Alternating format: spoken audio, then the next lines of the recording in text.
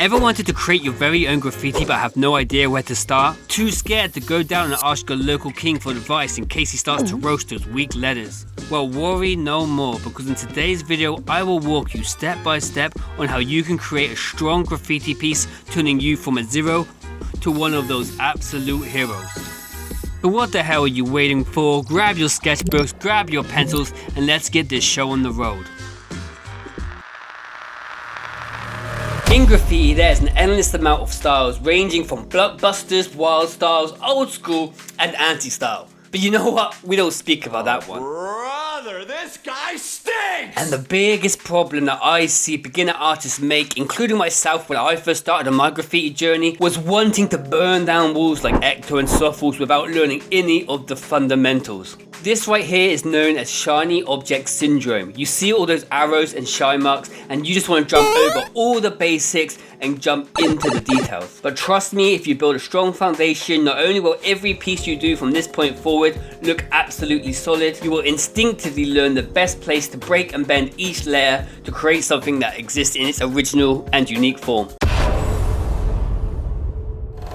Although a graffiti piece is made up of individual letters, it really helps to view the collective of letters as one individual shape. For example, if we have the letter S sit here, it's good to have the next letter being used to exaggerate and push and pull the entire shape of the piece. Or just sitting individual letters next to each other is a sure way to lose a lot of energy and momentum whilst leaving you with a very boring and plain piece. Yeah, but what if we're still not satisfied? First, we're going to focus on the starting letter. For this tutorial, we will use the word score, as this word has many different shape languages with a variation of letters.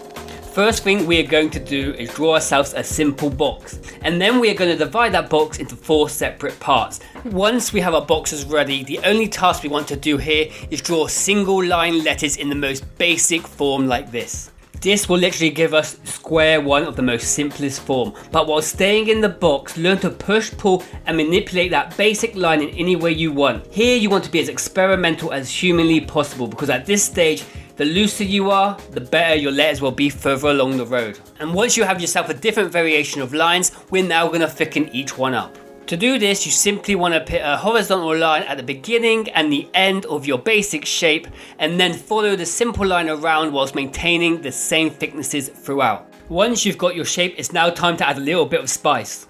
You kind of want to think of your base shape like a pizza. You may have your favorite toppings, but without the base, you have nothing to build upon. You can add and take away from your base shape as much as you like at this point, and when you get to the point you feel like you finally reached the end, just change up your starting shape and then repeat the process.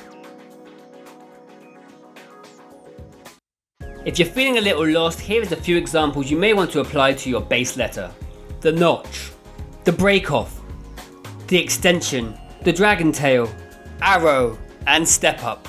I know what you're probably thinking, this is all very well and good, but how exactly are we going to start combining those letters together to create a piece that will make your mama proud? Starting with that base letter we have created, we're going to now use this as a jumping point to give an entire piece momentum. Using the squares we had at the start, we are now going to stretch and squash each shape until they fit together. When piecing the squares together, remember in the back of your mind that we are looking for the continual shape and not the individual letter. You can also add a few guidelines of where you kind of want your piece to go, and that will help you to squish and squash each square till they fit the shape you desire. Key note here is not to put all the squares down at the same time either. You want to start off with your S, and let's say our next letter is K, begin start working on the K.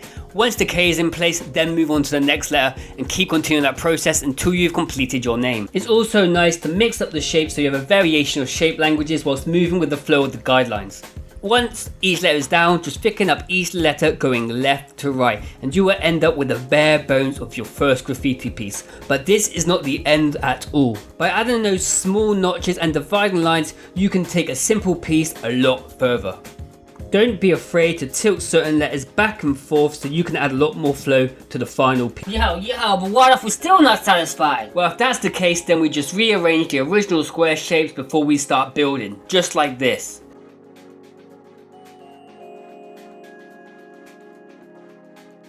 Now we can add the next element of our letters, and that is a variation of different line thicknesses. Now this is what separates you from a beginner level to more of an intermediate. Now let's look at our first letter, S. Look for areas that you can have your lines going thinner to thicker.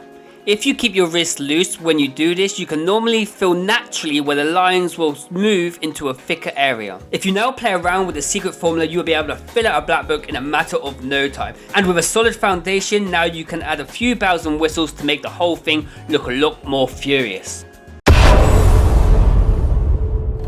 There are many ways to now turn your piece to a flat image to something that just jumps off the wall. But for today, I will show you the most generic and mostly used, and that is the drop shadow and the 3D effect. Now a drop shadow is a shadow that makes the letter look like it's floating. To do this, you want to imagine the letter you have drawn as a silhouette and then place that silhouette shape back and down from your original image. If you are still a little lost, you can even cut out the original letters from paper and move it up and right. And what you are left with is underneath is where your drop shadow will be placed. Now let's move on to the 3D block effect. For this, you want to draw a line at the bottom of the page and pick what direction you want your 3D to go in, whether that be left, right, center or back. Now you want to place a dot where you want your 3D to fall. Now here you want to grab yourself a ruler, and from each point of the letter you want to draw a line leading towards that dot. From here, depending on how thick you want the letters to be, you want to follow those guidelines until you get to the point you feel like it's the right thickness. Stop and follow the original shape of your letters. Now all you're left to do is rub out the guidelines and you're left with a fully furnished graffiti piece completely in your style. So now, just for a recap. Remember your graffiti piece as one whole shape and never focus on one individual letter. Bend and play with each letter you have until you have a variation of shapes.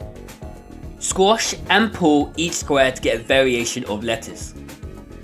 Add a variation of line thicknesses and 3D to not only make your letters look dynamic but also to make them pop off the wall. And more importantly guys, do not be discouraged if you feel like you haven't got it yet. It takes many artists years until they fully feel like they have harnessed their style.